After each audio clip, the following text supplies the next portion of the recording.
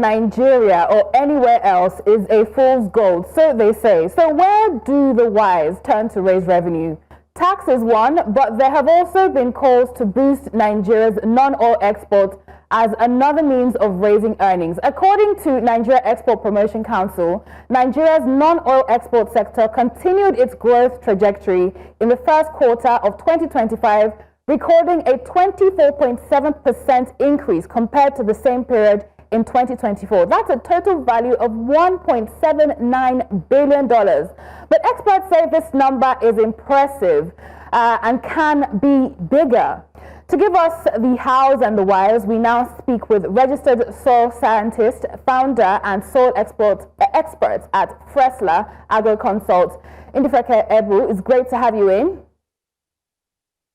It's a pleasure to be online with you this morning. So give us a picture of what role and potential that Nigeria's cocoa industry plays in reducing Nigeria's over-reliance on crude oil and also driving our capacity to increase foreign earnings. Cocoa has always been top of our non-earnings for decades.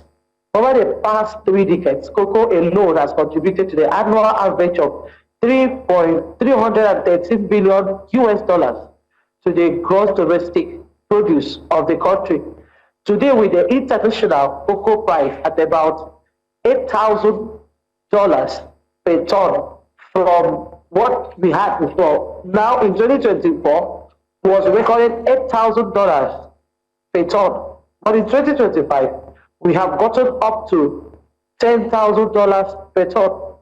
Cocoa is far our number one in our non-oil exports earning, and Nigeria right now is the world's 4th largest cocoa produce after Ivory Coast and Ghana. And our cocoa is barely, being exported as the big seed. And into increasing the present GDP of the country, we have to put in more into the value addition, whereby farmers are supported with soft loan. Farmers are given enough inputs to upscale their produce from subsistence to side, such that they can only export it. So we're going to get to what needs to be done to boost growth in that sector. But looking at the current prices, you have stated the price. What would you say is driving the price of cocoa beans right now? And is there still more room? Is there an upside to this price where cocoa is at right now? What exactly is increasing the prices of cocoa right now is because there is a global shortage of cocoa. Look at a country like Ivory Coast, are already facing a whole lot of challenges. Don't forget, Nigeria is number 4 after Ivory Coast. So there is a global cocoa shortage, which is exacerbated by factors like diseases, especially the black pod, and also climate change that has ravaged some producing regions. Diseases like black pod and cocoa swallow shoots, this has posed a very big threat on the production of cocoa. Hence, the demand tends to be higher than the supply. Obviously, our basic economic principles will definitely play out. When the demand is higher than the supply, you talk about the hike in prices. Also, increase in the demand for chocolates and other cocoa produce, replacing synthetic sugars, has also been the reason why there is a high price of cocoa in recent times. Other investments in cocoa farms, historically, it used to be $1,500 per ton, but presently over 80% increase because of these issues in various regions that are producing cocoa. So the price will definitely still go up if measures are not put in place to reduce the effects of this crisis on the production. Yes. So, I mean, an increase in price would be great for exporters and for like Nigeria, who are exporting and looking for more earnings. But how would you say Nigeria is currently performing with that industry compared to its counterparts? You have mentioned Ivory Coast, but how would you say we're performing? And what key interventions do we need the government to undertake to boost and drive that cocoa industry, which is top of list when it comes to our exports? Yeah, well, how we can actually get to where the Ivory Coast and these other countries are is because we need to have full farmers' participation in this production. Now, farmers are basically doing these things on a very small scale. If there are interventions like land, input supply, infrastructures, because also in trying to even export this cocoa bean, they fall into road issues or they get spoiled on the road, and that will affect the farmer's income. So, but when there are interventions like infrastructures for either storage and local processing, we can harness maximum potentials of cocoa in the country as to meet up with other West African countries. So we cannot keep producing at a subsistence level and then expect to maximize the potentials of exportation of cocoa. Cocoa is the global produce right now that can stabilize even the Nigerian economy. With the naira right now under pressure, we can no longer rely on crude oil as a mainstay. So cocoa offers a stable export-driven revenue. And then we cannot export what we have not standardized, what has not been regulated. The prices should be regulated, not the middlemen taking over the price regulations of cocoa, thereby still putting the farmers in adverse poverty. And there is no farmer that will remain in poverty that will still want to produce. Continue, right. So what are the benefits? So you've highlighted an important point. You've highlighted an important point of the need for regulation, especially when it comes to the pricing, because it's affecting the smallholder farmers, right? And that brings us to the establishment of a National Cocoa Management Board. Apparently that is in motion. Tell us more about how important it is that we have this board and what would be its function if it is seen through. Yeah, the National Cocoa Management Board aims to revitalize and regulate the country's cocoa industry, boosting production, improving quality, having market stability within the cocoa value chain. The National Cocoa Management Board will boost domestic consumption, attract youth into the agriculture.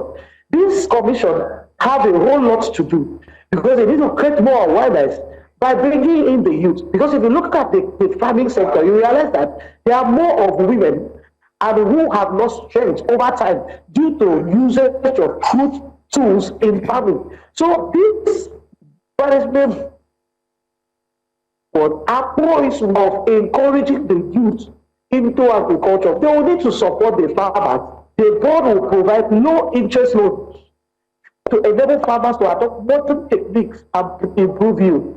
Yes, the draft bill of the National Cocoa Management Board was approved by the Federal Executive Council, I think 2 months ago. So they are forced with that draft to do a whole lot in the cocoa sector. You cannot stabilize the price and allow the prices to be regulated by middlemen or from the Export Council.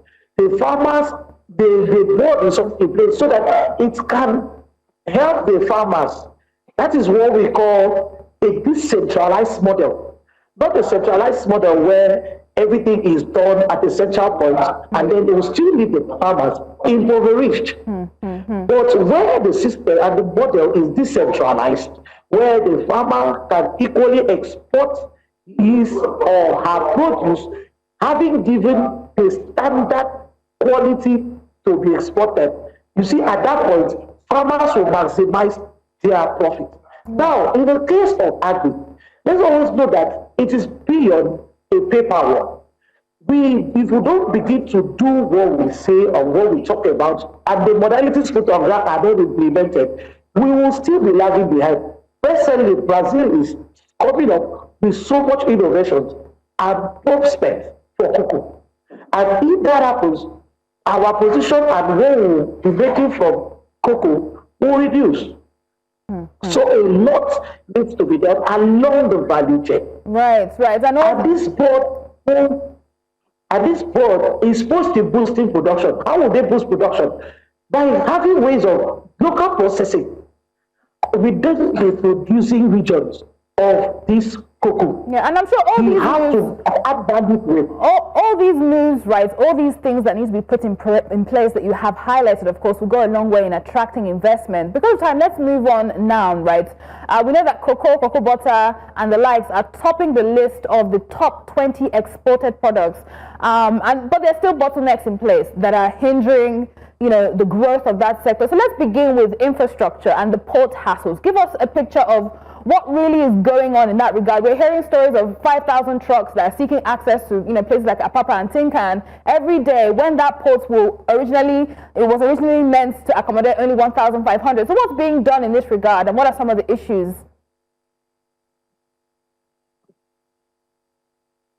Well, first of all, the port hassles has always been there, and exportation are increasing by the day. That the ports there, we have increased cargo volumes. Cargo volumes are much.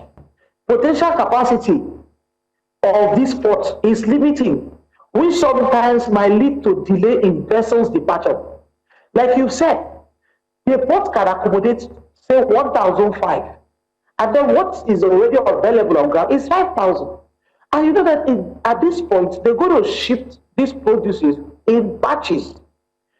And because of that, there will be delay in vessel departure.